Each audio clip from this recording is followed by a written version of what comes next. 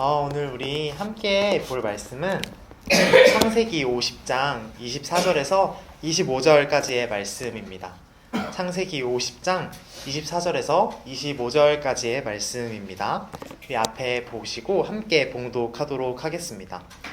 요셉이 자기 친족들에게 말하였다. 나는 곧 죽는다. 그러나 하나님께서 반드시 너희를 돌보시고 너희를 이 땅에서 인도하여 내셔서 아브라함과 이삭과 야곱에게 맹세하신 땅에 이르게 하실 것이다. 요셉은 이스라엘 자손에게 맹세를 시키면서 일렀다. 하나님께서 반드시 너희를 돌보실 날이 온다. 그때에 너희는 나의 뼈를 이곳에서 옮겨서 그리로 가지고 가야 한다. 아멘. 오늘은 요셉의 마지막 말이라는 제목으로 함께 말씀 나눠보려고 해요.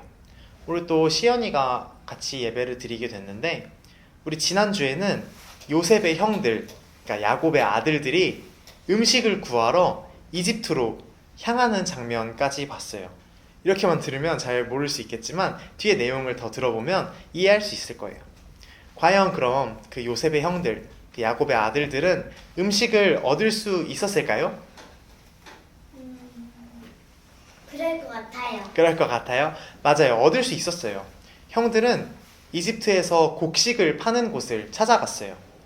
곡식을 판매하는 곳에 가서 형들은 그 곡식을 팔고 있던 그 사람한테 절을 하고, 우리가 곡식을 살 수 있겠습니까? 하고 물어봤어요. 그런데 그곳에서 곡식을 팔고 있던 사람은 다름 아닌 그 형들이 팔아 넘겼던 요셉이었어요. 당시 너무 가뭄이 심해서 개인이 농사를 지어서 곡식을 얻을 수 없는 정도의 가뭄이었기 때문에 국가에서 곡식을 판매하고 있던 것이었죠. 그래서 이집트의 총리였던 요셉이 곡식을 팔고 있던 거였어요. 요셉은 형들을 알아봤을까요? 이건 어땠을 것 같아요? 모르겠어요? 요셉은 형들을 알아봤어요. 그런데 반대로 그 형들은 요셉을 알아보지 못했죠. 요셉은 본인의 형들인 것을 알았지만 그냥 모른 척하고 이렇게 물어봤어요. 너희는 어디에서 왔느냐? 하고 근엄한 목소리로 물어본 거예요. 형들은 되게 긴장했어요. 이집트의 총리, 정말 높은 자리에 있는 사람이 우리한테 근엄한 목소리로 물어보니까 되게 긴장했죠. 그리고 형들은 이렇게 대답해요. 우리 먹을 것이 필요해서 저기 멀리 있는 가나안 땅에서 찾아왔습니다 라고 이야기해요. 요셉이 이번에는 이렇게 말해요. 너희는 첩자구나. 너희 가나안에서 이집트의 약한 점을 엿보려고 찾아왔구나 하고 말이에요. 요셉은 다 알면서 이렇게 물어본 것이었죠. 형들은 깜짝 놀랐어요. 깜짝 놀라서 아닙니다 총리님, 우리는 진짜 곡식을 사러 온 거예요 라고 대답해요. 근데 요셉은 한 번 더 단호하게 말해요. 너희는 첩자가 틀림없다 라고 말이에요. 요셉의 형들은 엄청 무서웠어요. 당시에 그 둘이 직접 대화를 하지는 않았고 중간에 통역이 있었거든요. 그런데 이집트의 총리라는 사람이 무서운 표정으로 자신들이 이해할 수 없는 말을 계속 하니까 형들은 겁에 질린 거예요. 게다가 통역이 하는 말은 너희가 첩자로 의심하고 계셔, 너희 큰일 났어 라고 하니까 겁에 질린 거죠. 그래서인지 형들은 누가 시키지도 않은 말을 요셉한테 계속 해요. 계속 본인을 의심하니까 이런 말을 하는 거예요. 우리는 평범한 형제입니다. 가나안에 있는 아버지 밑에서 그냥 소소하게 생활하고 있습니다.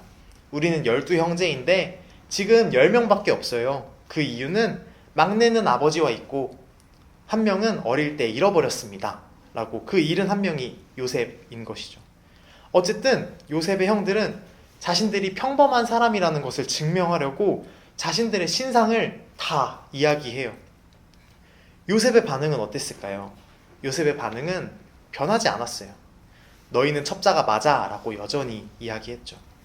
그 대신 이번에는 한 가지 제안을 해요. 요셉이 어떤 제안이었냐면, 만약 너희가 한 말이 다 사실이라면 가나안에 가서 너희 동생, 아버지와 둘이 있다고 했던 그 동생을 데려와봐.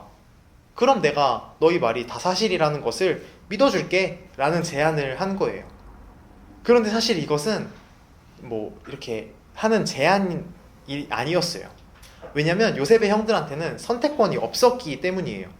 요셉은 형들한테 너희가 첩자가 아닌 것을 증명하지 않는다면 감옥에 가두겠다라고 이야기했거든요.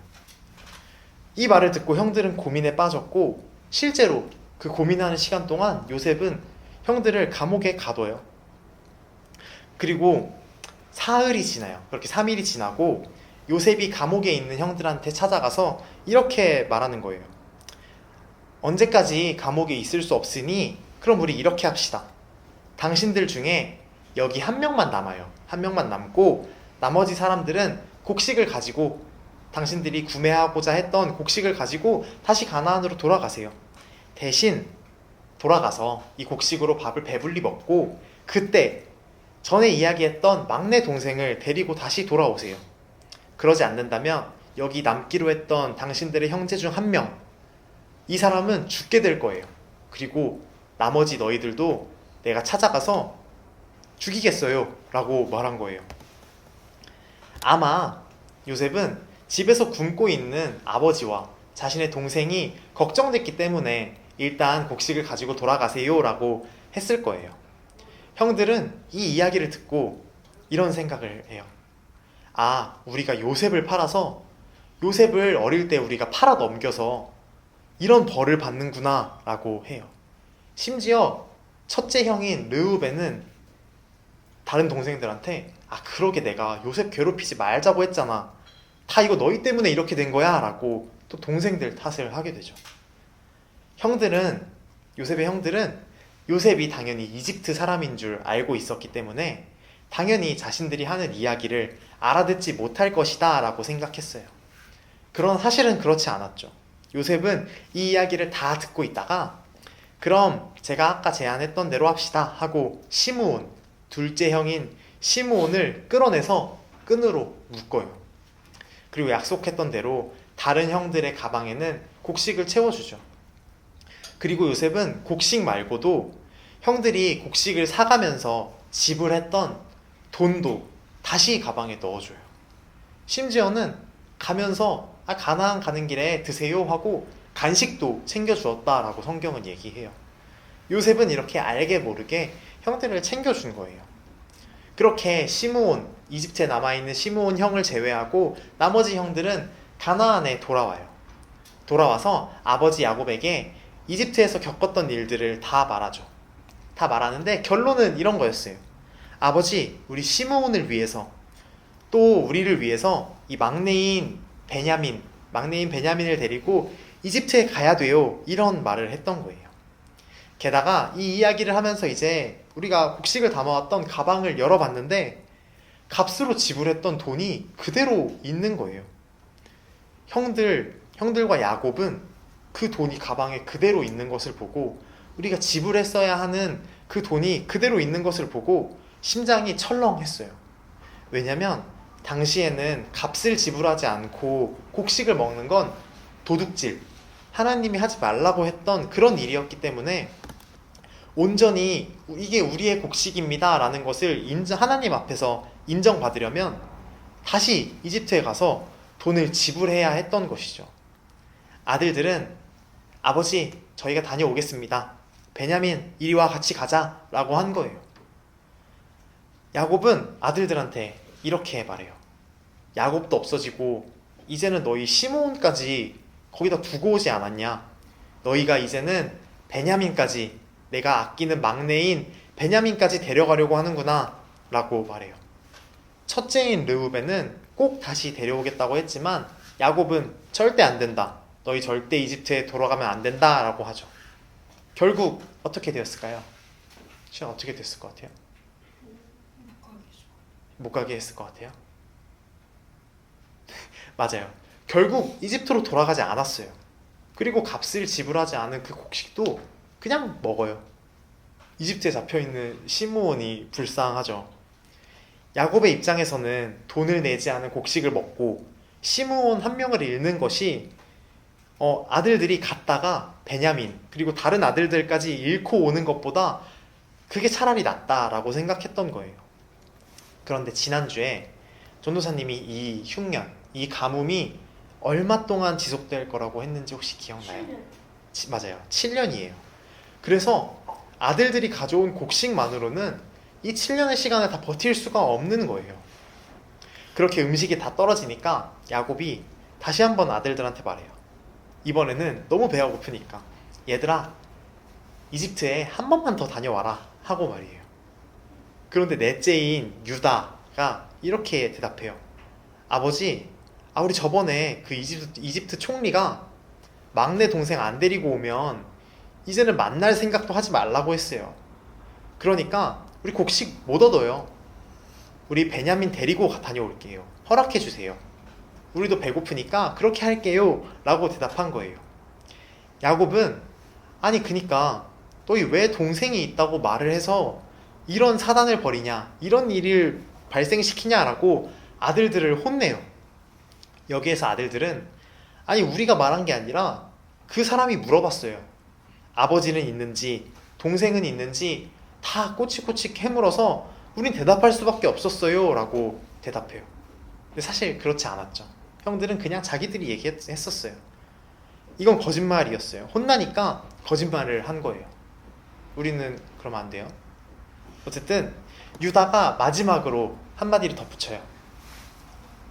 비장한 표정으로 한마디를 해요. 아버지, 다녀올게요.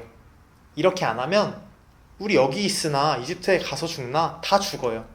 제가 이 베냐민 책임지고 무사히 데려올게요. 아니 아버지, 이렇게 반대할 시간에 출발했으면 우리 2번은 더 갔다 왔겠어요 하고 말이에요. 야곱은 그럼 허락해 줄 테니 대신 이것들 좀 챙겨가 라고 하면서 이 이집트 총리한테 줄 선물을 준비해요. 선물은 뭐 꿀, 복숭아, 또 향기 나는 기름, 이런 것들을 챙겨주죠. 이런 것들을 가져가면 총리가 아마 더 좋게 봐주겠다라고 생각했던 것 같아요.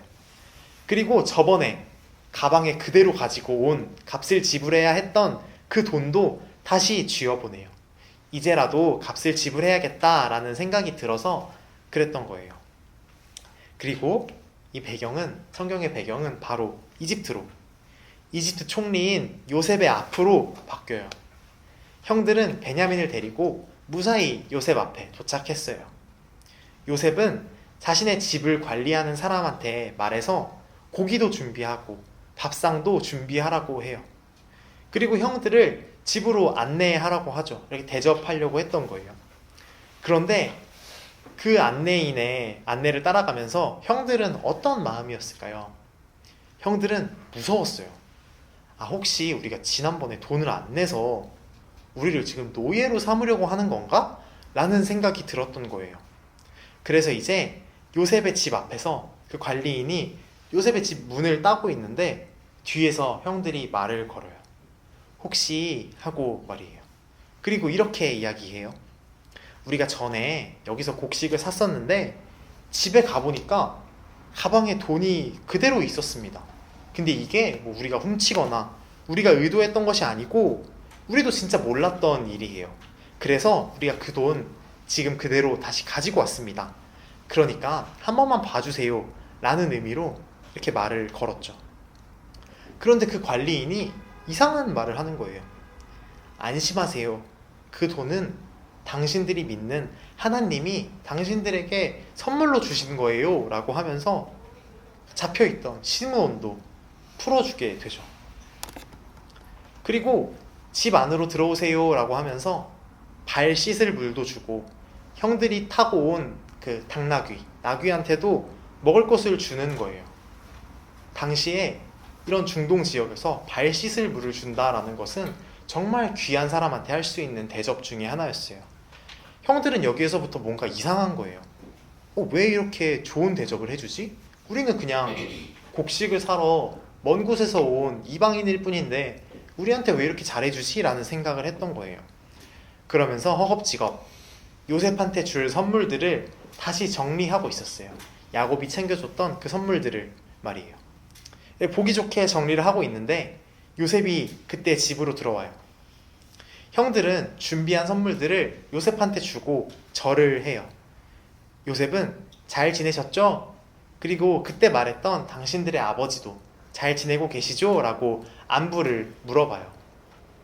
그리고 베냐민을 보면서 아, 네가 그 막내구나. 그때 얘기했던 그 막내구나 하면서 사실 자신의 동생을 만나는 것이죠. 요셉은 방에 들어가서 몰래 눈물을 훔치고 간신히 감정을 추스린 다음에 나와서 우리 이제 점심 먹읍시다 라고 해요. 그런데 당시에 이집트 사람들과 이 가나안에 살고 있는 히브리 사람들은 같은 상에서 밥을 먹을 수가 없었어요. 그래서 요셉은 형들의 자리를 따로 안내해 주었죠. 당신은 여기 앉으세요. 당신은 여기 앉으세요. 당신은 여기 앉으세요. 이렇게 예를 들면 전도사님이 시연이는 여기 앉고 은울은 여기 앉고 시우는 여기 앉으세요 라고 했던 것처럼 요셉이 자리를 지정해 준 거예요. 그런데 다 앉고 보니까 나이 순서대로 앉게 된 거예요. 형들이. 그 형들은 이런 생각을 했던 거죠. 분명 저 이집트 총리는 우리의 나이를 모를 텐데 어떻게 이렇게 앉혔지? 라고 생각을 했던 거예요. 어쨌든 그렇게 밥을 다 먹어갈 때쯤 이번에도 요셉이 집 관리인한테 이야기해요. 저 사람들 가방에 곡식과 저 사람 가지고 온 돈을 다시 그대로 담아주세요. 저번처럼 이런 지시를 한 거예요. 아마 그러면 저 형들을 다시 볼 수 있겠다라고 요셉은 생각했던 것 같아요. 다시 돈을 넣어두면 형들이 또 마음에 걸려서 다시 돈을 지불하러 오겠지라고 생각해서 돈을 넣어놨던 거예요. 그리고 그 관리인은 그대로 해요. 그리고 이제 다음 날 형들과 베냐민은 요셉한테 감사 인사를 하고 길을 나서요. 그런데 요셉이 자신의 관리인을 툭툭 치면서 빨리 따라가서 저 사람들을 잡으세요. 잡아서 왜 내 집에 있는 은잔을 훔쳐갔냐? 은으로 만든 잔을 훔쳐갔냐? 라고 호통을 치고 끌고 오세요 라고 말이에요. 근데 왜냐면 요셉은 관리인한테 전날 한 가지 지시를 더 내렸어요. 곡식과 돈뿐만이 아니라 저기 가장 어려 보이는 저 사람 베냐민의 가방에는 제 은잔을 넣어주세요 라고 미리 지시를 했었거든요. 형들은 관리인 쫓아와서 자신들을 잡으니까 당황해서 우리 은잔을 훔치지 않았어요. 만약 우리가 그랬다면, 만약 훔친 사람이 있다면 그 사람을 죽여도 좋아요. 아니, 그 사람 죽이고 나머지 사람들도 다 종이 될게요 라고 한 거예요. 그러면서 관리인은 르우벤부터 시므온, 레위, 유다 이렇게 형들의 가방을 하나하나 털어봐요. 그리고 마지막 베냐민의 가방. 그런데 우리가 알고 있죠. 여기에는 은잔이 있잖아요. 그리고 관리인은 그 은잔을 발견해요. 형들은 너무 슬퍼해요. 성경에는 옷을 찢었다라고 얘기하고 있어요. 옷을 찢을 정도로 정말 슬퍼했던 거예요. 자신들이 약속한 것들이 있잖아요. 은을 훔친 사람은 죽이고 나머지는 노예가 되겠다라고 약속했던 것들이 있으니까 슬퍼했던 거예요. 그대로 형들은 요셉한테 달려가요. 총리인 요셉한테 달려가서 무릎 꿇고 절을 하면서 유다, 넷째 형인 유다가 대표로 말해요. 죄송합니다. 잔을 훔친 사람을 포함해서 우리 전부가 종이 되겠습니다 라고 얘기해요. 사실 처음에는 잔을 훔친 사람은 죽겠다라고 했는데 유다는 아버지와의 약속이 생각나서 자신이 베냐민을 책임지고 지키겠다는 약속이 생각나서 목숨만은 살려달라라는 의미로 우리 모두가 종이 되겠습니다 라고 한 거예요. 요셉은 그럴 필요 없다 라고 이야기해요. 잔을 훔친 저 베냐민 혼자 여기 남아서 종이 되라 라고 이야기하죠. 유다는 아버지 생각이 자꾸 나는 거예요. 아버지한테 내가 진짜 약속했는데, 손가락을 걸고 약속했는데 라고 생각을 하면서 이런 이야기를 해요. 자신의 가정사 이야기를 한 거죠. 아버지한테는 정말 아끼는 여인인 라헬에게서 나온 2명의 자식이 있었어요. 한 명은 이 베냐민이고, 이 베냐민의 형이 있는데 이 사람은 전에 요셉이었죠. 이 전에 이미 잃었어요. 여기서 베냐민까지 잃게 된다면 아버지는 나이 많으신 아버지는 이제 삶을 제대로 살아가지 못하실 거예요 라고 울면서 이야기를 막 해요. 이야기를 요셉한테 하죠. 요셉은 그 이야기를 듣고 있다가 눈물을 흘려요. 자신의 이야기였기 때문에 눈물을 흘린 거예요. 눈물을 흘리면서 드디어 자신의 정체를 형들한테 공개해요. 형들, 사실 저 요셉입니다 하고 말해요. 형들 어땠을 것 같아요? 좀 서프라이즈 같은. 서프라이즈 같을 것 같아요? 그걸 다시 잡아가지고 다시 팔아먹어. 그랬을 것 같아요? 형들은 정말 어리둥절했어요. 그러나 그 어색함도 잠시였고 요셉과 형들은 서로 부둥켜 안고 인사를 나눠요. 그리고 이 이집트의 총리인 요셉이 가족을 찾았다라는 이 소문은 이집트 파라오의 귀에도 들어가게 돼요. 파라오는 요셉한테 아버지와 형제들 모두를 이집트로 모셔오라고 그렇게 이야기해요. 그리고 이집트 가장 좋은 땅에서 살게 해주겠다고 이렇게 제안을 해요. 형들은 다시 가나안으로 돌아가서 아버지인 야곱한테 있었던 일들을 얘기해요. 요셉이 살아있었고 살아있는 것뿐만이 아니라 이집트의 총리가 되었습니다 라고 이야기해요. 야곱도 깜짝 놀랐죠. 그리고 야곱은 이집트로 떠나게 돼요. 야곱은 이집트로 가는 길에 꿈에서 하나님을 만나요. 꿈에서 하나님은 야곱한테 이집트에서 너희가 큰 민족이 되어서 다시 이집트에서 나오는 날이 있을 것이다 라고 말씀해 주시죠. 과연 그렇게 될까요? 그렇게 될 것 같아요. 또 다음 주에 또 들어볼게요. 어쨌든 그렇게 야곱은 이집트에 도착해서 파라오를 만나고 요셉과도 눈물의 상봉을 해요. 그리고 야곱의 가족들은 이집트의 고센이라는 지역에서 살게 되었죠. 그리고 얼마 되지 않아서 이집트로 간 지 얼마 되지 않아서 야곱은 병에 걸리게 돼요. 어떤 병인지는 나오지 않지만 건강에 굉장히 좋지 않은 병이었을 거예요. 왜냐면 야곱이 이집트에 도착했을 때 이미 나이가 130살이었거든요. 그렇게 야곱이 침상에 병들어서 누워있는데 요셉이 자신의 아들 2명을 데리고 와요. 므낫세와 에브라임이었어요. 누가 첫째일 것 같아요? 므낫세와 에브라임 중에? 시연이 누가 첫째인 것 같아요? 에브라임 첫째인 것 같아요? 저는 반대예요. 시우는 반대예요? 아니 시원님이랑 똑같아. 시연이랑 똑같아요? 므낫세가 첫째였어요. 그래서 요셉은 야곱한테 나왔으니까 그냥 찍은 거. 그랬어요? 그래서 요셉은 야곱한테 이 2아이를 축복해 달라고 하면서 야곱이 이렇게 서 있으면 야곱의 왼쪽에 에브라임을 두고 오른쪽에 므낫세를 세워요. 당시에는 오른손이 더 좋고 좋은 축복을 할 수 있는 손으로 여겨졌기 때문에 첫째인 므낫세에게 오른손의 축복을 받게 해주려고 오른쪽에 세웠던 것이죠. 그런데 야곱은 이상하게 왼쪽에 있는 에브라임한테 오른손을 얹고 오른쪽에 있는 므낫세한테 왼손을 얹어요. 이렇게. 혹시 그건 그러니까 저 왠지 알 것 같아요 대충. 왜냐면 네.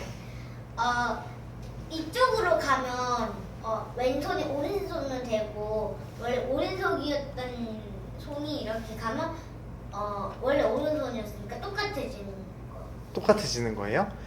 지는 것 같아요? 여기 사진을 잘 보면 이렇게 야곱은 이렇게 해서 축복을 했어요.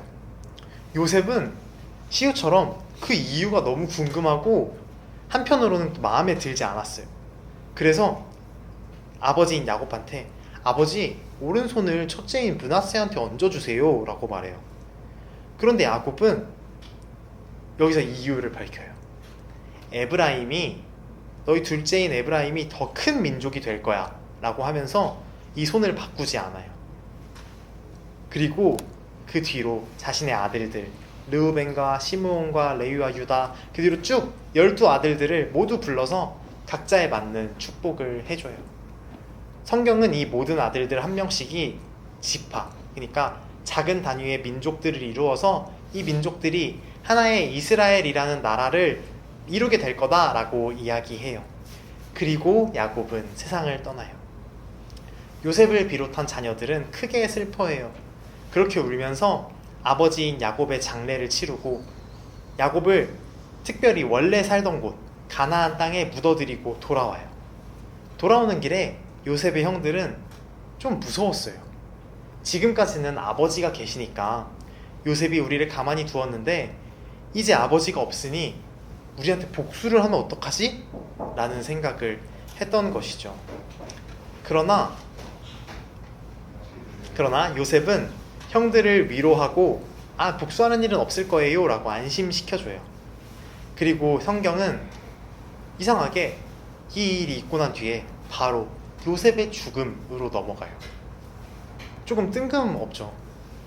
요셉은 110살, 110살에 죽게 되는데 그 전까지의 시간이 구체적으로 등장하지가 않아요. 아마 그런 걸로 봐서는 이 뒤로 요셉과 형들의 삶이 굉장히 평탄했다.